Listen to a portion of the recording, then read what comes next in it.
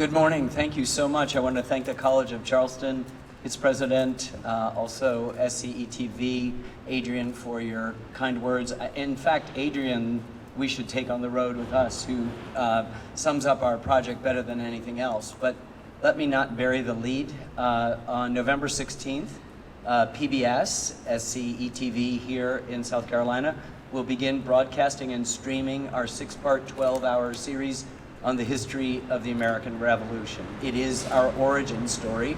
As most of you know, we're sort of aiming as a country to celebrate the 250th coming up next year on July 4th, which is the time of the signing of the Declaration of Independence in Philadelphia. But the war actually began 250 years ago last month on April 19th on Lexington Green, where my directors David Schmidt, who's here, and Sarah Botstein, and I had the great privilege of being and commemorating that anniversary.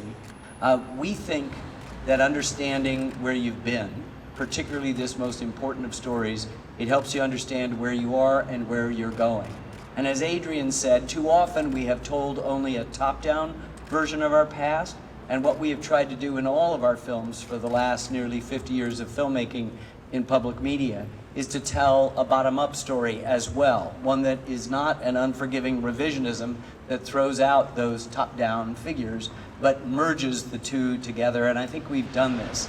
I won't work on a more important film in my professional life than this history of the American Revolution. The American Revolution is the most important event in human history since the birth of Christ.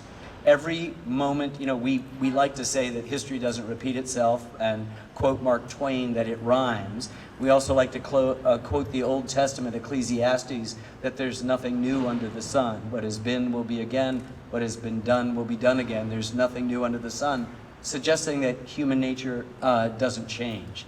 Well, it did change, and there was something new under the sun that began here in these 13 former colonies. That has been a beacon for the entire world. And our film is an attempt to understand how it started, what its antecedents were, and what took place during the Revolution. We like to refer to Lexington and Concord and then sort of skip to the Declaration and maybe ahead to Yorktown. There's a lot of stuff that goes on. It was 6 long years of terrible, terrible fighting. It would be 8 years before the British were finally leaving the 3 cities they still occupied in Savannah and Charleston and New York City. So it's an 8-year story of how the United States came into being. There's a moment in the Declaration of Independence, a few phrases beyond where Thomas Jefferson's famous second sentence that we hold these truths to be self-evident. Actually, Benjamin Franklin made it self-evident. He wanted it sacred and undeniable, but Franklin suggested self-evident. If there was anything that was not self-evident, is what the rest of that sentence was about. Because up to that point, everyone in human history had been a subject. And right now they were suggesting on paper in ideas a manifestation, a tangible manifestation of the Enlightenment, that people would be citizens, that they would have this extraordinary responsibility of citizenship. And part of what Adrian was talking about, the responsibility of those in us in public media, is to educate that populace to the complete story. Because our founders felt without the virtue that comes from perpetual education, we would not be worthy of the gift of citizenship.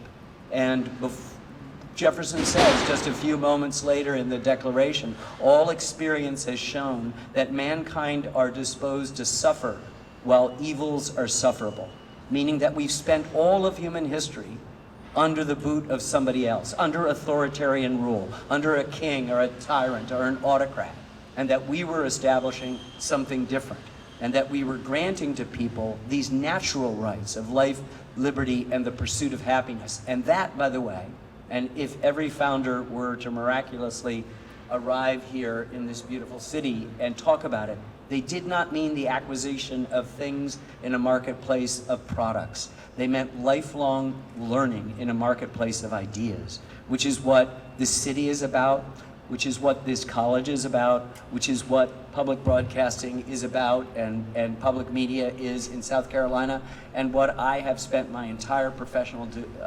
life doing, which is creating films that will be shown on public media for everyone. Today is a school day in the United States in grade school, and we think that thousands of classrooms around the country are showing some or all of many of the films that we've made, which is the greatest reward. That not only do they get broadcast, and most broadcast television is like skywriting, the first breeze and it's gone, but they get used over and over again in the classroom. And that is as important to us as anything. And in fact, we have been working for many, many years on the educational outreach materials for this particular subject, because there's nothing more important, particularly now, in our country when we see and perceive so much division. And I maybe will end where Adrian began, this obligation to tell stories. The novelist Richard Powers said, the best arguments in the world, and you would have to agree that that's all, ladies and gentlemen, we do is argue. The best arguments in the world, Powers said, won't change a single person's point of view. The only thing that will do that is a good story. So I have tried to spend the last 50 years in the good story business. I know that SCE-TV, as represented by Adrian Farewell today, has been doing that for even longer. And we're blessed to have them. We're very excited tonight to show at the theater right there clips that feature things from the film, but also specifically stuff that I think folks from South Carolina will be interested in.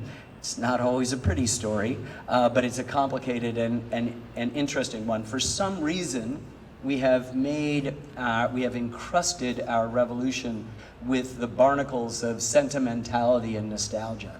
And while we accept the violence of our Civil War, this is an important city for that story, which I have told, and most of the 20th century wars that we have been in, we've accepted the violence of them. But somehow, I think perhaps out of fear that in some ways, if we tell the story of what was a civil war, our Civil War was actually a sectional war, one part of the country against the other, and vice versa. That the Civil War that our revolution was, that somehow it would diminish the great ideas. Those great ideas are not, in fact, diminished. They are enlarged and expanded and made more impressive as they stand in relief with the complicated struggle that began on Lexington Green and ended in Yorktown in October of 1771. And so I'm very grateful to be back in Charleston, a city I love and have spent a lot of time with. I'm happy to be sharing clips in advance and hope that we'll deputize you all in the public media militia to get the word out that the revolution is coming. The revolution is coming. So happy to answer any questions you might have. Ken, can you go talk about what we're going to be seeing when we see the revolution? Like the Civil War, there was no cameras back then, pictures. Thank you. The content is so difficult, right? So I think one of the reasons why the revolution is at a reserve for us is that they come down to us not in photographs, which are real, and newsreels, which are even realer, but they come down in paintings and drawings, and people are wearing stockings and breeches and have wigs in many cases, and there's a separation. And of course, we have no photographs or newsreels to avail ourselves of in the presentation of this, which has been the case in most of the films, not all of the films that we've worked on. And so we've had to adjust and recalibrate. And so we have spent almost 10 years working on this film.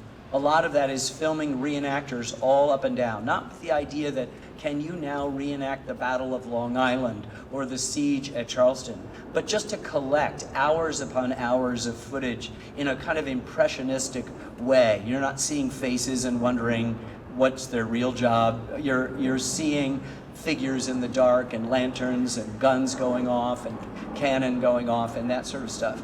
And then we've collected as much painting, live cinematography of this beautiful 13 colonies and Canada and other places, and then interviewed scholars and collected for our soundtrack not just the third-person narration written by Jeffrey Ward, a long-standing collaborator, but also hundreds, literally hundreds of first-person voices that read off camera the diaries, the journals, the reports, the letters from the time. And so you've got people like Tom Hanks and Meryl Streep and Claire Danes and Laura Linney and Liev Schreiber and Sir Kenneth Branagh and Morgan Freeman and Samuel L. Jackson. And I've probably done about 1/10 of the voices, all of whom you'd recognize, who helped bring on the soundtrack alive. And then you begin to see the way in which we've treated the reenactment footage that we collected, not with a specific use, as we would the newsreels, as if we went to the National Archives to find out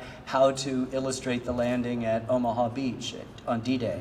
And so there's a wonderful interplay between those paintings, which we now treat as photographs, this complicated sound effects and all of the stuff. But you're right, it's been challenging in the most exhilarating way. And we've had the good fortune of being out on the road for many months now, sharing in different communities around the country footage and clips, as we'll do this evening. And the response has just been overwhelmingly stunning. Yes, sir? What would yesterday's colonial heroes like John Lawrence and Christopher Gadsden think about the shift towards authoritarianism in the United States today? Well, I think that what our founders understood was that, you know, it's hard to sort of state this. It's sort of counterintuitive, but the best form of government up until July 4th, 1776, or maybe until we established the Constitution, is the British constitutional monarchy. But it's an authoritarian government, and what you have are people who are 3,000 miles away, enjoying both the liberty and the freedom and the isolation that those 3,000 miles provide, and also the burden now that Britain has won the 7 Years' War, which we call the French and Indian War, that they need to pay for it, and that we need to pay for it. So we're the least taxed people on earth, and we're suddenly being asked to carry this without representation.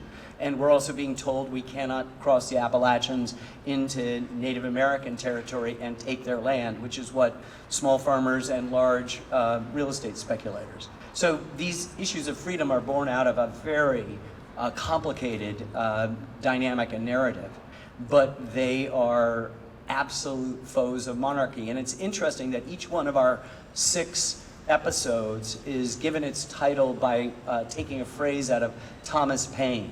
Thomas Paine arrived half dead, penniless, on our shores in January of 1776 at a time when most people would be looking for some kind of negotiated end to this, maybe not independence, something else. And he just came out and argued at how wrong authoritarian government was, how much it kills the spirit of people, how antithetical it was to the values of the Enlightenment and to biblical values that he also wove into his extraordinary writings. And his writings took off like an accelerant, the historian Stacy Schiff says in our film, in the colonies, and it really changed coming out in January, and it really increased the momentum like a snowball rolling down a hill that is going to move towards first starting a committee that will consider writing a Declaration of Independence and then actually writing it and releasing it to the world. And throughout it, and if you know your history, there's some great poetry at the beginning and at the end. It's mostly a list of 18 complaints against the monarch. That are familiar to anybody. And we like to think, Christopher Brown, another scholar in our film, says that we hear about these third world colonial, anti-colonial movements. We invented it. We're the first anti-colonialists here, and we were rebelling against the arbitrary power and authoritarian aspects of the British government over us.